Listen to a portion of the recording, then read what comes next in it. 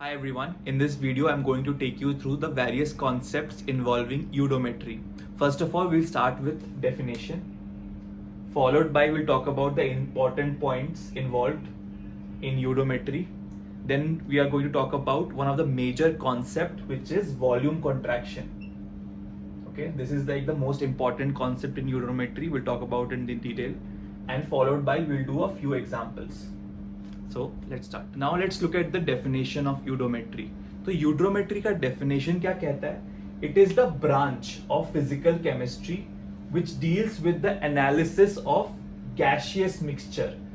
अच्छा, what exactly means the analysis of gaseous mixture? तो मान लो मैंने अगर एक कंटेनर में N2, CO2 and H2 लिया है, okay? तो when I analyze the gaseous mixture, I should be able to tell how many moles of N2, CO2 and H2 exist और उनके अलग अलग percentages क्या क्या है. तो basically analysis का मतलब एक तरह से they are asking you the composition of the mixture.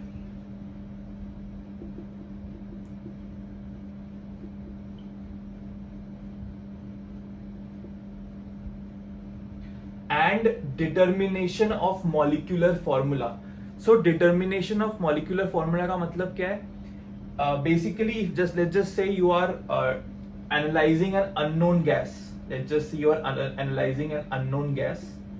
ठीक है? Let's call it a hydrocarbon with molecular formula CXHY और मुझे निकालना है XY क्या है. ठीक है? तो using eudometry you can find out what is X and what is Y. Okay, now let's start off with the next topic. Now let's talk about some of the most important points regarding eudometry. तो यार पहला point जो है वो कहता है कि all the measurement of volume, ठीक है, मतलब वॉल्यूम मेजरमेंट का मतलब गैस का जब हम वॉल्यूम मेजर कर रहे हैं in eudiometry tube are carried out at constant volume and temperature. Okay, देखो यार इसका मतलब क्या actually. For example, let's just say I am burning a hydrocarbon. ठीक है, I am burning a hydrocarbon. So burning a hydrocarbon is a chemical reaction. तो क्या बनेगा प्रोडक्ट में? CO2 और H2O बनेगा. ठीक है, अब ये जो रिएक्शन है वो हमेशा रूम टेम्परेचर में ही करोगे आप. It is true that you are burning this compound, so obviously the temperature will rise. But जिस रूम में ये रिएक्शन हो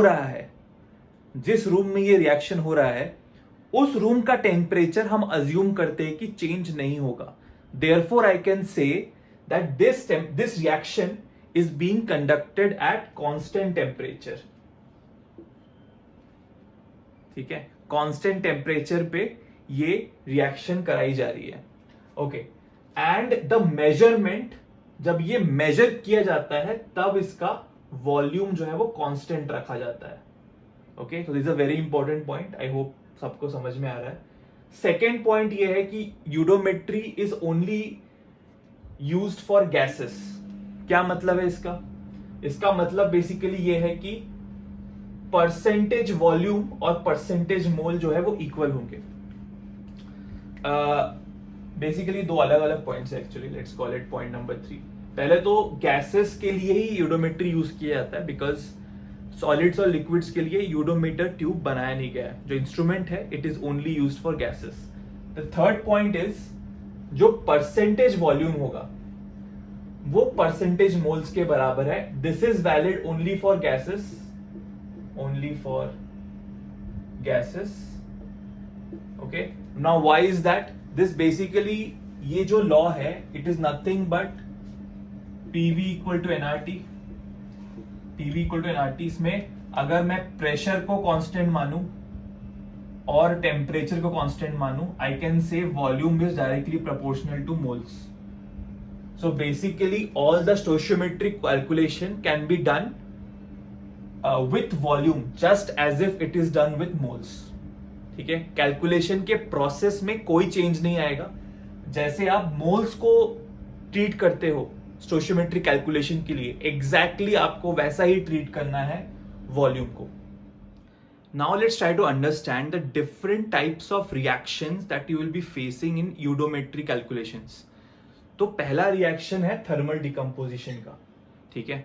तो अगर मान लीजिए कंपाउंड है NXHY, इसको मैं हीट करूंगा तो ये क्या बनेगा, ये जो एलिमेंट्स इन्वॉल्व हैं कंपाउंड में उसका मॉलिक्यूलर स्टेट बन जाएगा। जैसे कि इसमें क्या इन्वॉल्व है, नाइट्रोजन इन्वॉल्व है और हाइड्रोजन इन्वॉल्व है। तो इसका क्या बन जाएगा, जो मॉलिक्यूलर स्टेट है, nitrogen exist as N2 and hydrogen exist as H2, ठीक है। And then you balance it. Balance कैसे करोगे, यहां पर आ जाएगा x/2 और यहां पर आ जाएगा y/2। Okay okay, now let's look at the second example, carbonate. Thermal decomposition का मतलब क्या है, ऑब्वियसली इसमें कुछ ना कुछ हीट इन्वॉल्व होगा। This is a symbol for heat. Okay, this is a symbol for heat. It means that you are heating this compound and this compound is decomposing to form N2 and H2. Okay. अब बात करते हैं carbonate की। Carbonate को अगर मैं heat करता हूं तो ये क्या बन जाएगा, कार्बन डाइऑक्साइड एंड ऑक्साइड, ठीक है। अब इसका मतलब समझते हैं कि एग्जाम्पल के साथ। फॉर एग्जाम्पल पकड़ लो, कैल्शियम कार्बोनेट है। कैल्शियम कार्बोनेट को हीट करोगे तो क्या बनेगा, कैल्शियम का ऑक्साइड बनेगा और क्या बनेगा, कार्बन डाइऑक्साइड।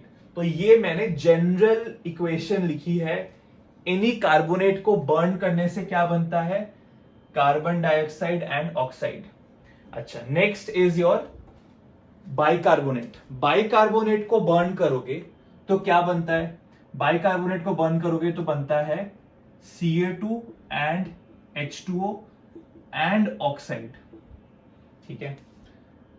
मतलब क्या, एक एग्जांपल समझते हैं। फॉर एग्जांपल ले लेते हैं calcium bicarbonate.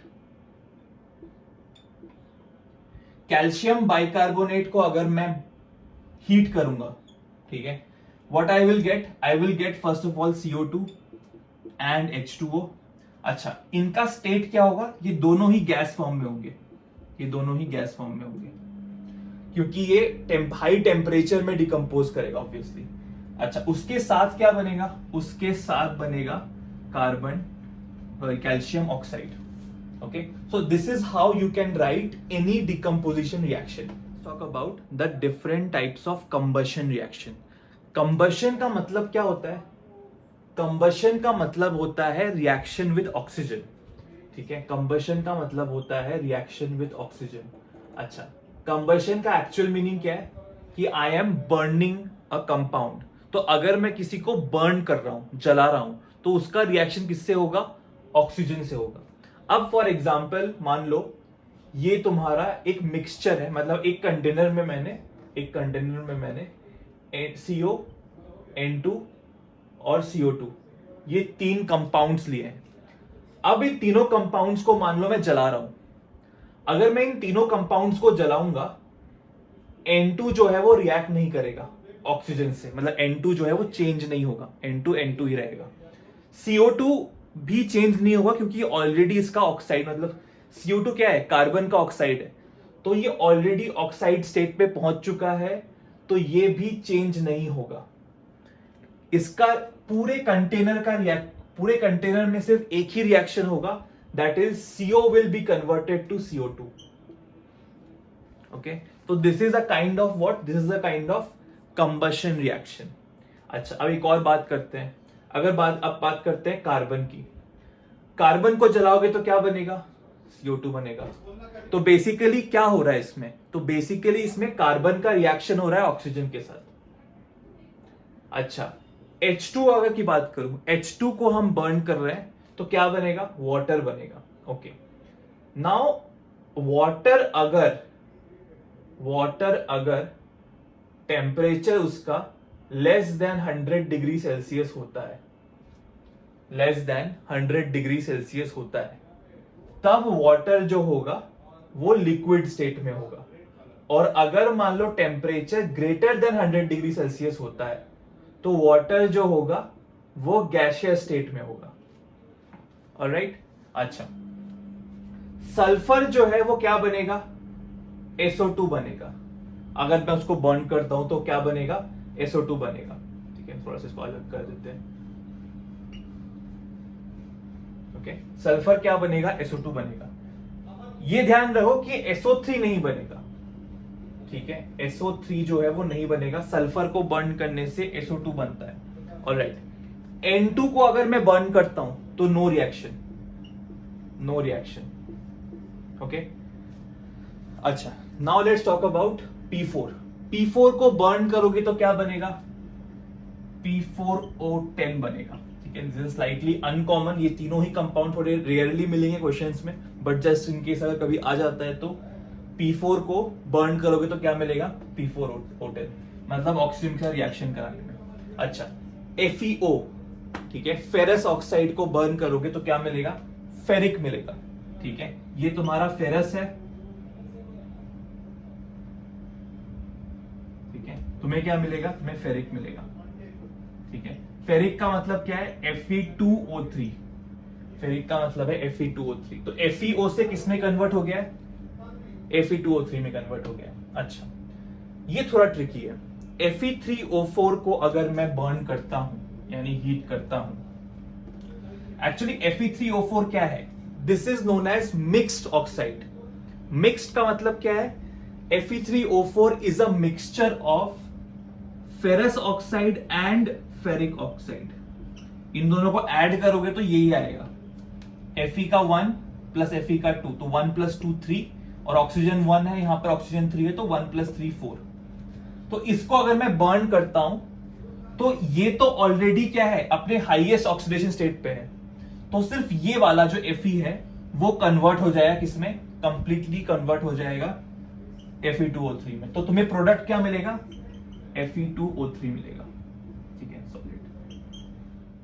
Now let's talk about volume contraction, ठीक है। वॉल्यूम कॉन्ट्रैक्शन का मतलब क्या है, there is a decrease in volume. Contraction का मतलब एक तरह से कह लो डिक्रीज है,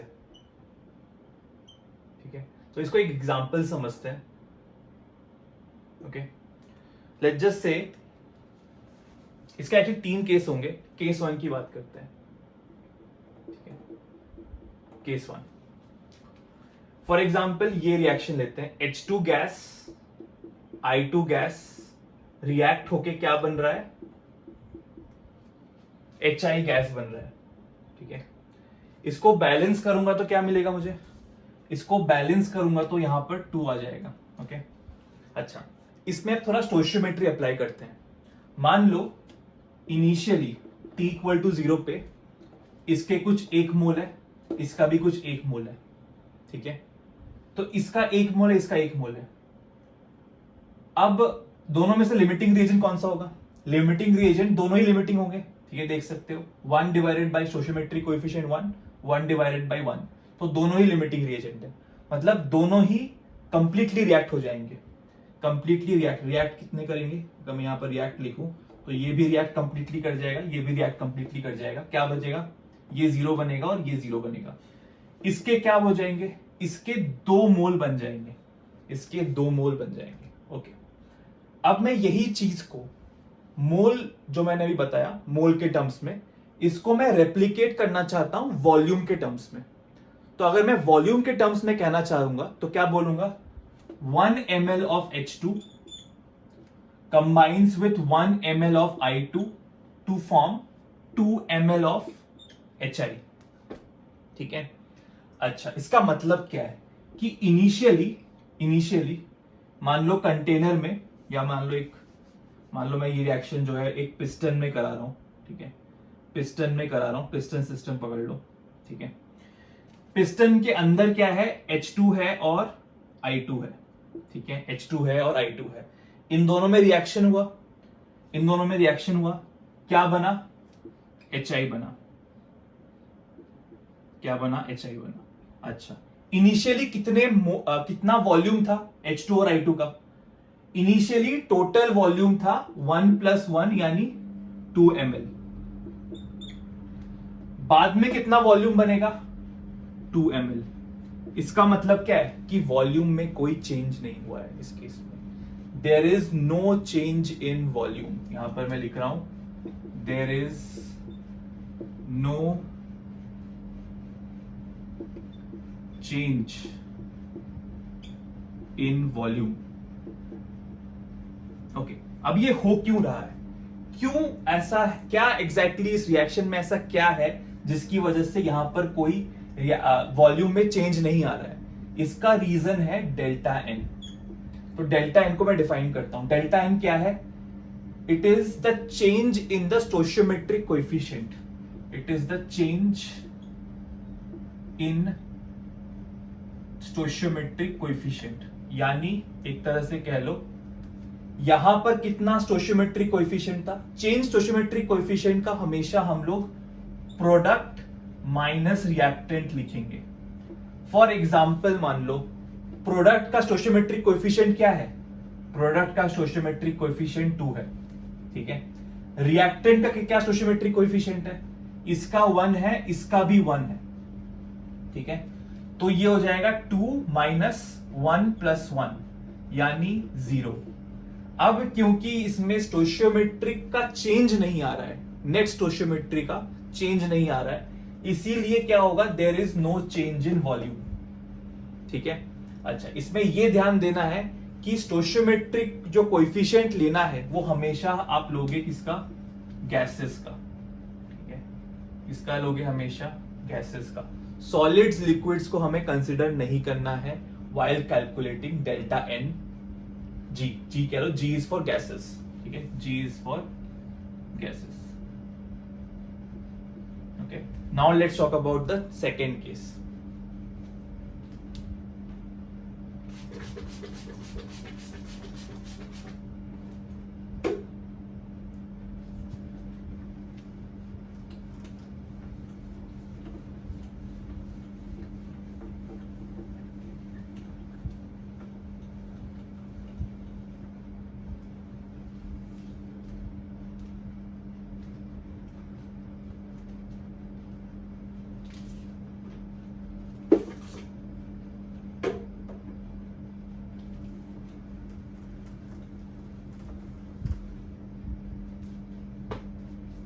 Alright.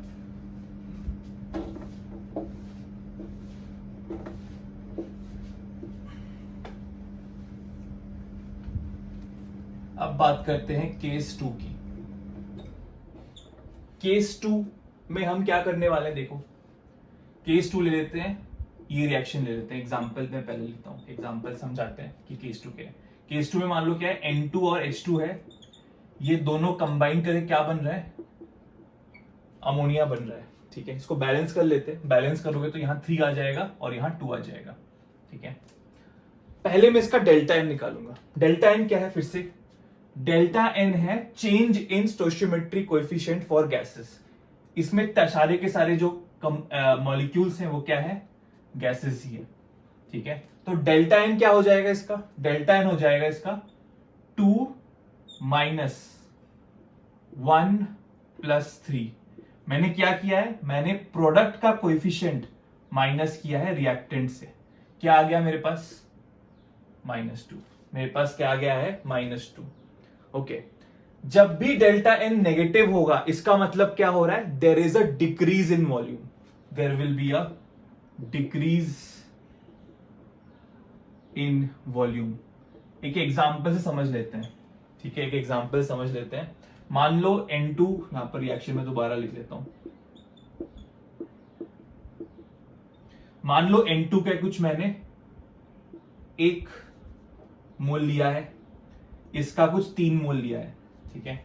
ये कब लिया है? जब रिएक्शन शुरू हो रहा है। T = 0 का मतलब रिएक्शन स्टार्ट हो रहा है। तो जब रिएक्शन स्टार्ट होगा तो इसका 1 मोल होगा और इसका 3 मोल होगा। अब जब रिएक्शन खत्म हो जाएगा, let's call it T = infinity, मतलब ये खत्म हो चुका है, तब इसके 0 मोल्स बचेंगे, इसके भी 0 मोल्स बचेंगे। क्यों? क्योंकि दोनों ही लिमिटिंग रिएजेंट है। इसके कितने बनेंगे? 2 मोल बनेंगे। अच्छा, अब मैं क्या कर रहा हूं? मैं मोल के जगह क्या यूज करने वाला हूं? Volume, because volume is directly proportional to moles. तो इसका 1 ml है, इसका 3 ml है, इससे क्या बन रहा है? इसका 2 ml बन रहा है। यानी अगर मान लो मैं एक पिस्टन लेता हूं, जिसमें मैं N2 और H2 ले रहा हूं, ये एक पिस्टन के अंदर है, ठीक है। और पिस्टन, ये रिएक्शन होने के बाद क्या बन रहा है, कंटेनर में सिर्फ क्या बन रहा है, सिर्फ अमोनिया बन रहा है। तो N2 प्लस H2 क्या बन जाएगा, अमोनिया बन जाएगा। इनिशियली टोटल वॉल्यूम क्या था, इनिशियली टोटल वॉल्यूम था 4 ml, इनिशियली टोटल वॉल्यूम था 4 ml। अब क्या हो जाएगा, अब इसका वॉल्यूम, इस कंटेनर का वॉल्यूम डिक्रीज कर जाएगा, कितना बन जाएगा, 2 ml बन जाएगा। Therefore there is a decrement of 2 ml। ठीक है, जैसे रिएक्शन फॉरवर्ड जाती है there is a decrease in volume, या फिर इसी को हम क्या कहते हैं, इसी को हम कहते हैं volume contraction.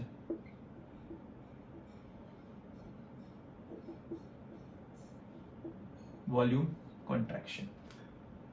Let's talk about, अब बात करते हैं केस 3 के बारे में। अब बात करते हैं केस 3 के बारे में। ठीक है, तो एक एग्जांपल से शुरू करते हैं। एग्जांपल लेते हैं, कैल्शियम कार्बोनेट क्या बन रहा है, कैल्शियम ऑक्साइड बन रहा है और CO2 बन रहा है। ठीक है, तो कैल्शियम कार्बोनेट क्या है, सॉलिड स्टेट में है। कैल्शियम ऑक्साइड भी क्या है, सॉलिड स्टेट में है। कार्बन डाइऑक्साइड क्या है, गैस फेज में। ठीक है, अब मुझे इसका डेल्टा एन निकालना है। डेल्टा एन क्या हो जाएगा इसका, क्या करूंगा, रिएक्टेंट माइनस प्रोडक्ट कर दूंगा, 1 + 1 - 1 यानी कितना आ गया, 1। ये गलत है। ठीक है, दिस इज एब्सोल्युटली रॉन्ग, क्योंकि डेल्टा एन किसका निकालते हैं हम, हमेशा गैसियस रिएक्टेंट्स एंड प्रोडक्ट्स का ही काउंट होता है स्टोइचियोमेट्रिक। तो change in stoichiometric coefficient will be 1 + 0। इसका क्या लोगे, 0 लोगे स्टोइचियोमेट्रिक कोएफिशिएंट। इसका क्या लोगे, इसका भी स्टोइचियोमेट्रिक कोएफिशिएंट 0 लोगे। रादर मैं कहूंगा कि इसको काउंट ही नहीं करना है, हमें सिर्फ किसको काउंट करना है, हमें सिर्फ जो गैस फेज में कंपाउंड्स हैं उसी को काउंट करोगे। तो डेल्टा एन किसके बराबर आ जाएगा, 1 के बराबर आ जाएगा। ऑलराइट, तो डेल्टा एन इसका 1 है, यानी पॉजिटिव है। मेरा पॉइंट है कि डेल्टा एन पॉजिटिव है। डेल्टा एन पॉजिटिव का मतलब क्या है कि अब there will be a rise in volume, मतलब जैसे ये रिएक्शन फॉरवर्ड जाएगा वॉल्यूम बढ़ जाएगा। एक एग्जांपल समझते हैं। तो मान लो कि मैं एक सिंपल पिस्टन से समझा देता हूं। तो मान लो पिस्टन में, मान लो पिस्टन है ये। ठीक है, पिस्टन जो है एकदम चिपका हुआ है। ठीक है, चिपका हुआ है क्यों, क्योंकि सॉलिड का वॉल्यूम तो बहुत मिनिमल होता है ना, सॉलिड का वॉल्यूम तो बहुत ही कम होगा। तो मान लो मैंने यहां पर कुछ, यहां पर ये तुम्हारा क्या है, कैल्शियम कार्बोनेट है। ठीक है, अब इसको हीट करूंगा। ठीक है, तो क्या होगा, फॉरवर्ड जाएगी रिएक्शन और CO2 बनेगा। CO2 बनेगा तो क्या होगा, इस पिस्टन जो है थोड़ा ऊपर चला जाएगा, पिस्टन जो है थोड़ा सा ऊपर चला जाएगा, because there will be a gas forming in the product. Gas formation की वजह से क्या होगा, there will be a expansion in volume, there will be a expansion in volume. तो इनिशियली कोई गैस नहीं था, सिर्फ सॉलिड था, तो जो पिस्टन था बिल्कुल दबा हुआ था। अब क्योंकि तुम्हारा प्रोडक्ट में CO2 बन रहा है, ये पिस्टन क्या करेगा, धीरे धीरे ऊपर जाएगा। तो ये जो वॉल्यूम है वो किसका होगा, गैस का होगा, और वो गैस कौन सा होगा, CO2 होगा। ठीक है, ऑलराइट। अब इसको समझे कैसे, इन टर्म्स ऑफ मोल्स।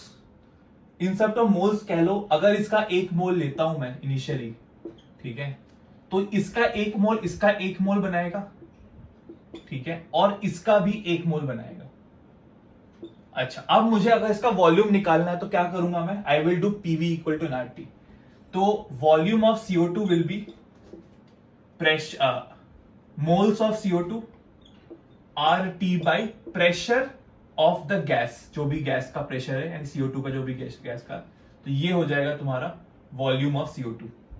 ठीक है, moles of CO2 R × T divided by pressure of CO2। Okay, तो ये बहुत ही सिंपल 3 केसेस है। तो बेसिकली हम क्या देख रहे हैं, जब रिएक्शन फॉरवर्ड जाता है या तो वॉल्यूम घटता है, या फिर सेम रहता है, या फिर बढ़ जाता है।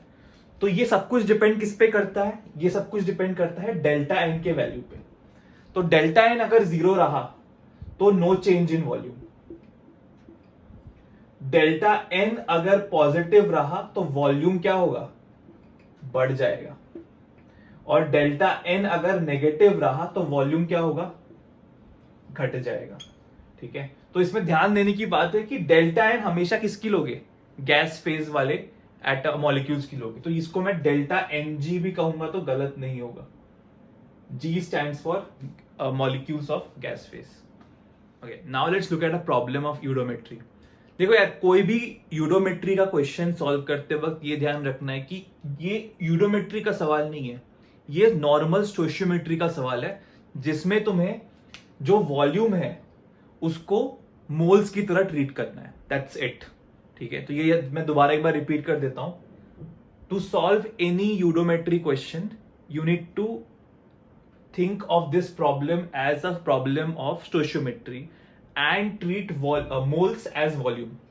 ठीक है, जैसे आप लोग मोल्स को ट्रीट करते हो वैसे ही वॉल्यूम को ट्रीट करना है, बाकी क्वेश्चन में कोई डिफरेंस नहीं है। ठीक है, चलो क्या हो रहा है, 10 ml कार्बन मोनोऑक्साइड जो है उसको मिक्स कर रहे हैं किसके साथ, 25 ml एयर। तो इसमें देख लेते हैं, पहले तो गिवन क्या है, पहले तो गिवन क्या है, गिवन वॉल्यूम ऑफ सीओ दिया है कितना, 10 ml। ठीक है, वॉल्यूम ऑफ एयर कितना दिया है, वॉल्यूम ऑफ एयर दिया है हमें 25 ml। ठीक है, सीओ का वॉल्यूम है 10 ml, एयर का वॉल्यूम है 25 ml। अच्छा, अब एयर में क्या क्या होगा, बहुत सारे गैसेस होंगे, N2 होगा, ऑक्सीजन N2 होगा, O2 होगा, फिर क्या बोलते हैं, नोबल गैसेस भी होंगे, काफी सारे अलग अलग, CO2 होगा, बहुत सारे गैसेस होंगे एयर में। लेकिन इसमें हमें समझना क्या है कि कार्बन मोनोऑक्साइड का रिएक्शन किसके साथ हो सकता है। ठीक है, आगे बढ़ते हैं। इन अ कंटेनर एट 1 atm, उन्होंने प्रेशर दे दिया है कितना, प्रेशर उन्होंने 1 atm दे दिया है। Okay, find final volume in ml of container at 1 atm after complete combustion. क्या हो रहा है इसमें, कंप्लीट कंबशन हो रहा है, कंप्लीट कंबशन हो रहा है। कंप्लीट कंबशन का मतलब क्या है, कंप्लीट कंबशन का मतलब यह है कि पहले तो CO का रिएक्शन किससे होगा, सिर्फ ऑक्सीजन से होगा। तो 25 ml जो वॉल्यूम है एयर का, उसमें जो ऑक्सीजन है, ठीक है, मान लो ये तुम्हारा 25 ml है एयर का,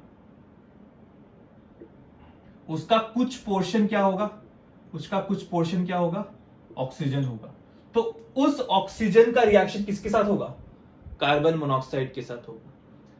ठीक है, कंप्लीट का मतलब क्या है, कंप्लीट का मतलब यह है कि CO will be limiting reagent. Complete का मतलब यह है कार्बन मोनोऑक्साइड क्या होगा, लिमिटिंग रिएजेंट होगा, कार्बन मोनोऑक्साइड हो जाएगा तुम्हारा लिमिटिंग रिएजेंट। अच्छा, कार्बन मोनोऑक्साइड अगर तुम्हारा लिमिटिंग रिएजेंट हो गया, इसका मतलब क्या है, ऑक्सीजन तुम्हारा क्या होगा, एक्सेस रिएजेंट होगा। ठीक है, चलो अब समझते हैं आगे का। तो बेसिकली क्या हो रहा है, रिएक्शन क्या है, कार्बन मोनोऑक्साइड का रिएक्शन हो रहा है O2 के साथ, क्या बन रहा है, CO2 बन रहा है।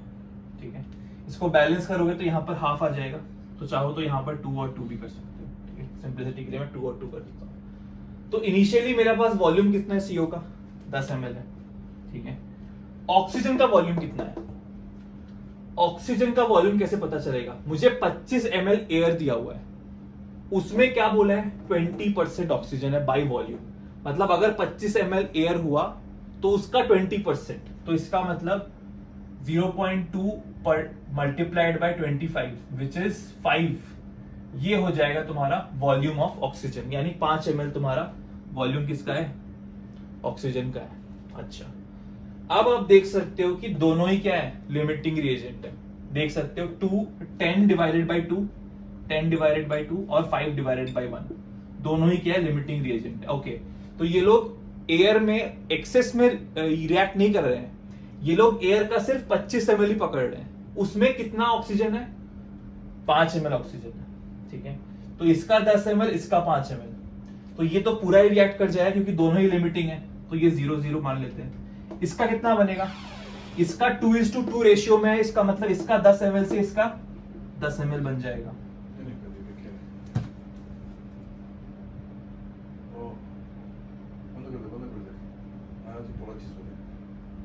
Exactly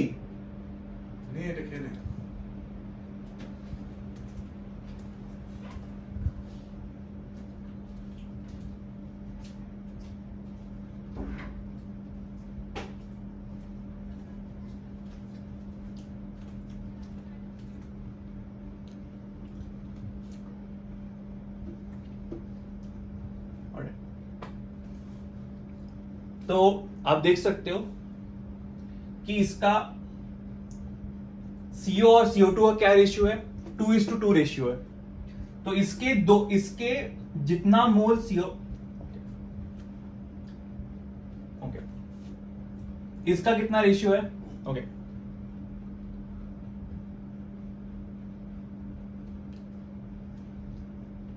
okay.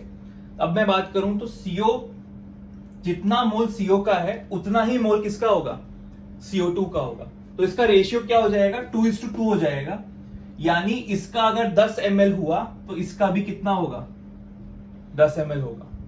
इसका भी कितना होगा, 10 ml होगा। अच्छा, अब CO2 कितना है, CO2 10 ml है। अब ध्यान से सुनो, अब मान लो ये रिएक्शन जो है एक पिस्टन में हो रहा है, एक पिस्टन में हो रहा है, एक पिस्टन में हो रहा है, ठीक है।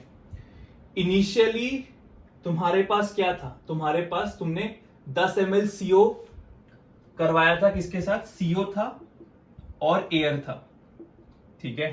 CO कितना था, CO का वॉल्यूम कितना था, 10 ml था, ठीक है। एयर का वॉल्यूम कितना था, 25 ml था। अब CO किस में कन्वर्ट हो गया है, CO2 में कन्वर्ट हो गया है, और एयर में जो O2 है वो भी नहीं है, ठीक है। वो भी तुम्हारा कन्वर्ट किस में हो गया है, CO2 में हो गया है। तो अब क्या बचा है, अब तुम्हारा CO2 बचा है और एयर में से ऑक्सीजन गायब है, एयर में से ऑक्सीजन गायब है। यानी CO2 का वॉल्यूम क्या होगा, CO2 का वॉल्यूम हो जाएगा 10 ml। एयर कितना है, 25 ml है, उसमें से ऑक्सीजन गायब कर दो, तो ये तुम्हारा 25 ml है, उसमें से ऑक्सीजन गायब कर दूंगा तो कितना मिलेगा, 20 मिल जाएगा। यानी टोटल वॉल्यूम कितना हो जाएगा, 20 + 10 यानी 30 ml। तो फाइनल आंसर क्या आएगा मेरे पास, फाइनल वॉल्यूम विल बी 10 + 20 यानी 30 ml। Okay question. तो नेक्स्ट क्वेश्चन क्या कहता है कि अ 3 लीटर गैस मिक्सचर, 3 लीटर का गैस मिक्सचर है, ठीक है, ऑफ प्रोपेन, प्रोपेन का 3 लीटर का गैस मिक्सचर है, प्रोपेन एंड ब्यूटेन का, ठीक है। On complete combustion at 25 degree Celsius produced 10 litre CO2, ठीक है। तो हमें निकालना है find volume of butane present in the initial mixture, मतलब इनिशियली कितना ब्यूटेन था वो निकालना है, 3 लीटर में कितना ब्यूटेन था वो हमें निकालना है, ठीक है। तो चलो ये सिंपल क्वेश्चन है, ठीक है। पहले तो हम रिएक्शन लिखते हैं। तो ये एक हाइड्रोकार्बन है, दोनों ही हाइड्रोकार्बन है। तो कोई भी हाइड्रोकार्बन को जब मैं कंबशन करूंगा, कंप्लीट कंबशन का मतलब क्या है कि कोई भी रिएक्टेंट नहीं बच रहा है, कोई भी रिएक्टेंट नहीं बच रहा है। तो C3H8 का अगर कंबशन हो रहा है किसके साथ, ऑक्सीजन के साथ, तो क्या बनेगा, CO2 बनेगा और H2 बनेगा। सिमिलरली C4H10 का अगर रिएक्शन हो रहा है ऑक्सीजन के साथ तो क्या बनेगा, CO2 बनेगा और H2O बनेगा। ओके ओके, अब इसको बैलेंस कर लेते हैं। C3 यहां पर 3 आ जाएगा, ठीक है। हाइड्रोजन यहां पर 8 है तो यहां 4 आ जाएगा, ठीक है। तो पहले ध्यान रखना मैं किस ऑर्डर में बैलेंस कर रहा हूं, पहले मैं कार्बन को बैलेंस कर रहा हूं, फिर हाइड्रोजन को बैलेंस कर रहा हूं, फिर ऑक्सीजन को बैलेंस कर रहा हूं। तो कार्बन को बैलेंस करूंगा तो कितना हो जाएगा, 3 हो जाएगा। ऑक्सीजन को बैलेंस करूंगा तो कितना होगा, 3 × 6 + 4 यानी 10। तो यहां पर कितना आ जाएगा, 5 आ जाएगा। तो अभी देखो ये रिएक्शन बैलेंस्ड है पहला वाला। सेकेंड वाले को सिमिलर वे में पहले कार्बन को करूंगा, फिर हाइड्रोजन को करूंगा और फिर ऑक्सीजन को। कार्बन को बैलेंस करिए तो कितना हो जाएगा, यहाँ पर 4 हो जाएगा। ऑक्सीजन कितने यहाँ पर देख सकते हो, और हाइड्रोजन कितने यहाँ पर 10 है, यहाँ पर 2 है, तो कितना हो जाएगा, यहाँ पर 5 आ जाएगा, ठीक है। अब लास्ट में ऑक्सीजन को बैलेंस करेंगे, कितना है यहाँ पर 8 है + 5 है, तो 8 + 5 कितना होता है, 13 होता है। तो यहां पर आ जाएगा 13/2, 13/2। चाहो तो तुम पूरे ट्यूब से भी पूरे को मल्टीप्लाई कर सकते हो, कोई इशू नहीं है। ऑलराइट, अब क्वेश्चन शुरू करते हैं सॉल्व करना।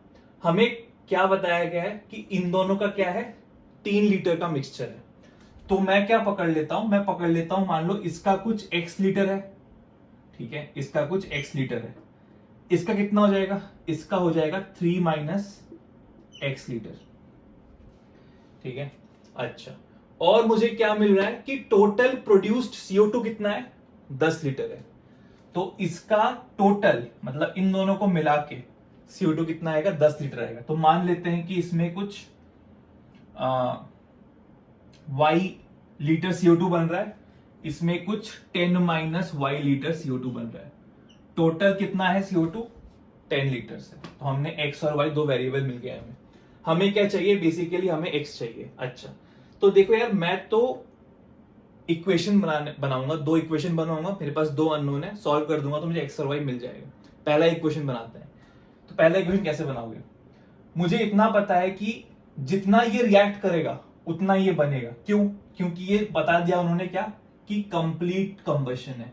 कंप्लीट का मतलब क्या है कि ये लिमिटिंग रिएजेंट होगा, ये भी लिमिटिंग रिएजेंट, लेकिन ये लिमिटिंग रिएजेंट से मुझे मतलब है क्योंकि मुझे इसके वॉल्यूम पता है। अच्छा, तो I am going to treat what, I am going to treat volume as moles.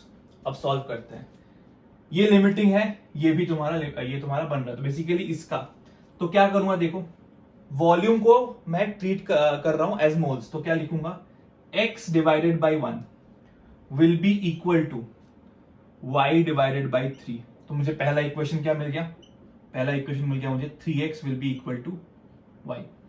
ये पहला इक्वेशन है। सेकेंड इक्वेशन क्या होगा, देखो 3 माइनस एक्स इतना वॉल्यूम है, divided by 1 will be equal to what, 10 minus y divided by 4। ठीक है, तो ये सेकेंड इक्वेशन मिल गया। तो दोनों इक्वेशन को सॉल्व कर सकते हैं। तो क्या करो, y की जगह 3x पुट कर दो यहाँ पर। ठीक है, y की जगह क्या पुट कर रहा हूँ, 3x पुट कर रहा हूँ। तो क्या हो जाएगा, ये 12 minus 4x will be equal to 10 minus 3x। ठीक है, अच्छा ये यहाँ पर एक्सचेंज कर लो, तो ये x हो जाएगा, ये कितना हो जाएगा x, यहाँ पर 12 माइनस 10 यानी 2 लीटर आ जाएगा। तो मुझे क्या मिल गया है, x मिल गया कितना, 2, 3 माइनस x कितना हो जाएगा, 1। ठीक है, क्या पूछा है क्वेश्चन में, find the volume of butane. तो ब्यूटेन का वॉल्यूम कितना है, 1 लीटर है। ठीक है, इसका आंसर क्या हो जाएगा, आंसर हो जाएगा 1 लीटर।